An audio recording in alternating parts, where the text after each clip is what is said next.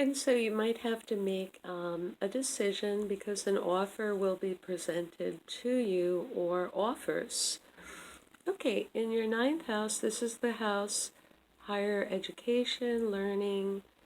The ninth house can also represent publishing, travel, and anything legal, lawsuits, legal papers, anything to do with the law.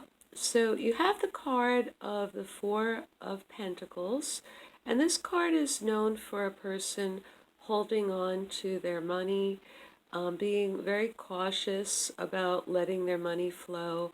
Oftentimes, this card will show up when someone is trying to save for something. It can be a big ticket item. So let's look at how this how this card will affect, the ninth house. If it's education, you may be shopping, you may be saving to get a higher education, but you're definitely looking at the costs, and you don't want to throw money at something that isn't going to give you the desired outcome. If there's anything legal, the main issue really is about your money. So even if it's a custody battle, a divorce, if you have anything legal pending, you're really wanting to see, show me the money, and you're making sure that it's not going to cost you a lot. You're trying to hold on to what you worked for and gained. If this is travel, again, you might be shopping for the best bang for your buck. You're not going to be a spendthrift on this holiday. And so, again, not the best time to travel if you're saving for another item. And for publishing, again, you'd be looking at the cost, and the main reason why you would publish, whether this is a book or online, would be to gather more money or resources. So the whole vibration of this card is, not operating at a loss. And in any of those endeavors or areas, you're going to be very money conscious for the month of February. Moving on, your 10th house is how the world sees you. This is considered your career house, and how they see you operating, your reputation, your standing, and your profession or your job. And you have the card, the King of Pentacles, and this usually represents a boss, somebody who's older.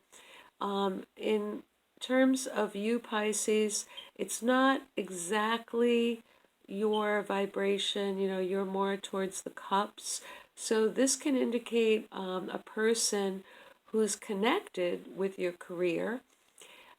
If you are in a career that has to do with financing or banking or real estate, you're being seen as a very powerful force. This is the card of an established person. They have their dominion. They can handle money really well. The physical universe comes naturally to them. And they're usually a married man, with a family. So this person can be connected with your career and how people are seeing you. If those qualities are in yourself or you're developing them, then you're coming across very strong in the month of February. It's a great card for, establishing wealth and long-term stability with your finances. And so many of you may just be seen as a person, that wants to own a business or own a home, and it's a very stable energy. Okay, in your house of friendships and your hopes and ideals, this card is saying you got your wish. So for like at least half of you Pisces, I do believe that a new friendship or love affair, has come into your life, because you have a lot of these cup cards that are very positive. One in your intimate sector, the way the world sees you, you're feeling really vitalized and refreshed by this new friendship or love affair. And then in your house of dreams and wishes, you have the wish card. And for your friendships, this is the house of your friendships.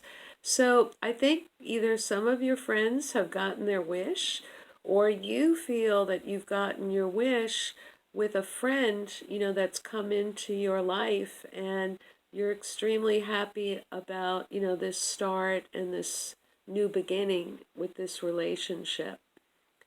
And then, you have another card in your 12th house, which is kind of directly opposite this wish fulfillment in your friendship house. Now, the 12th house is the house that's sometimes hidden from you. And so this is a heavy card. This is about the destruction and the end of a situation which was painful. And because the swords are in the person's back in the image, some people feel this is the card, of betrayal or being stabbed in the back or let down by people. But this card is in your 12th house, and this is considered karma that you haven't quite mastered or completed. And so it's coming up, this month. And it doesn't mean that this has happened to you right now. It may have happened to someone you know, and you're reflecting upon destruction and ruin and, one's dreams coming to an end. And because this new relationship is right next to it, the 1 and the 10 are really, again, very opposite kinds of energy. So the refreshing aspect of this new friendship or love affair may be part of the reason why you're still going over, because this is a very mental card as well, anguish that happened to you in the past. Now, whether, you were the cause of the betrayal or destruction or ruin or anguish, or whether, you were a victim of it in a way, because right now Chiron is at the 29th degree of Pisces, and that's like the ultimate betrayal. It's very powerful and very heavy. This card is about healing. Sometimes, we get imprisoned by our blind spots or what we don't handle or like to see. And for you, this card is really about how you deal with death, endings, heavy breakups, betrayals, feeling that people around you did not support you. And so I think you're going to go through a healing with this new relationship. And I think you're going to be able to move through a lot of these ideas and thoughts and the emotions connected with it. I call this the anguish card. And it's kind of like a sense of hopelessness. And then you have this great card of hope. So I think this relationship is, making you heal. And generally, you have a wonderful month, Pisces, for love. I think most of you will enjoy Valentine's Day. I wish you a really good month, and I'll see you next month. Okay, bye.